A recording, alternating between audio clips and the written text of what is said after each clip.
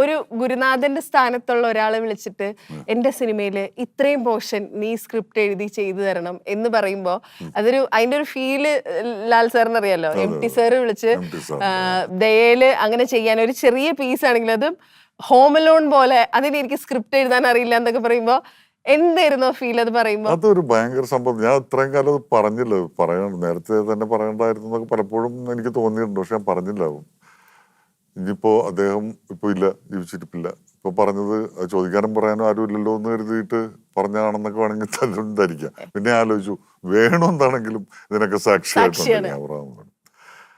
അല്ല, ഈ MT സാറിന്റെ പടത്തിലെ ഒരു ഡയലോഗോ ഒരു വാക്ക് പോലും മാറ്റി പറയാനായിട്ട് ആർക്കും അനുവാദമില്ല. ഡയറക്ടർക്കും ഇല്ല, അതിന്റെ ആർട്ടിസ്റ്റുകൾക്കും ഇല്ല. അത് അങ്ങനെ തന്നെ.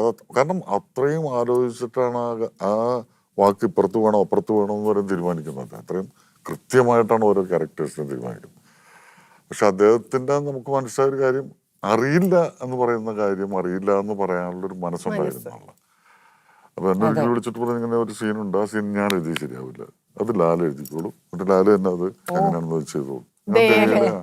എപ്പിസോഡ് എഴുതാനുള്ള ഒരു മഹാഭാഗ്യം ഉണ്ടായിരുന്നു. സിദ്ദിഖ് സാർ അത് ഡയറക്ട് ചെയ്തു. സിദ്ദിഖ് വന്നിട്ട് ഡയറക്ട്. അയ്യോ, അത് പക്ഷെ കിഡു കേട്ടോ. അതിലെ ഏറ്റവും കൂടുതൽ നമ്മൾ ചിരിക്കുന്നത് കറക്റ്റ് ഹോംഅലോൺ സാധനമാണ് അത്. ശരിക്കും ഹോംഅലോൺ കണ്ടിട്ടുണ്ടോ ചേച്ചി? ഹോംഅലോൺ, അതായത് നമ്മൾ ഈ തട്ടി തടഞ്ഞ് തുടർന്നിടത്തൊക്കെ അബദ്ധം സംഭവിച്ചു പോകുന്ന ഒരു സീക്വൻസ് ഉണ്ടല്ലോ. അങ്ങനത്തെ ഒരു അത് ഭയങ്കര സീരിയസ് പേടിപ്പെടുത്തുന്ന ഒരു കൊമ്പനാലി അല്ലെ, കൊമ്പനാലി അതാണ് ആ ക്യാരക്ടറിന്റെ പേര്. അപ്പൊ നായികയെ പിടിച്ചോണ്ട് പോകുന്ന സീനാണ്. പിടിച്ചോണ്ട് പോയി അദ്ദേഹത്തിന്റെ സ്ഥലത്ത് എത്തിക്കഴിയുമ്പോൾ ഇയാൾ ഭയങ്കര സീരിയസ് ആയിട്ട് നിൽക്കുകയാണ്. ജൈജാന്റിക് മനുഷ്യനാണല്ലോ. അവിടെ നടക്കുന്ന സീക്വൻസ് ആണ്. അത് ഫുള്ള് കോമഡി. ഭയങ്കര രസമുള്ള ഒരു സീക്വൻസ് ആണ്. അത് കഴിഞ്ഞിട്ട് സാർ എന്താ പറഞ്ഞ MT സാർ? ശരിക്ക് ഒന്നും ഞങ്ങൾ തമ്മിൽ കണ്ടിട്ടില്ല. ആ കാലഘട്ടത്തിൽ ഒന്നും പിന്നെ കണ്ടിട്ടില്ല.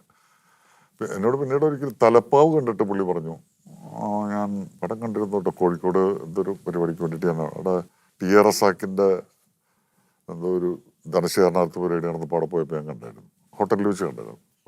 ആ പടം കണ്ടായിരുന്നു, തലപ്പാവ് കണ്ടായിരുന്നു, നന്നായിട്ടുണ്ട്, നന്നായിട്ട് ചെയ്തിട്ടുണ്ട്, എന്താ പെർഫോമൻസ്. അങ്ങനെ അധികം ഒന്നും സംസാരിക്കാറില്ല.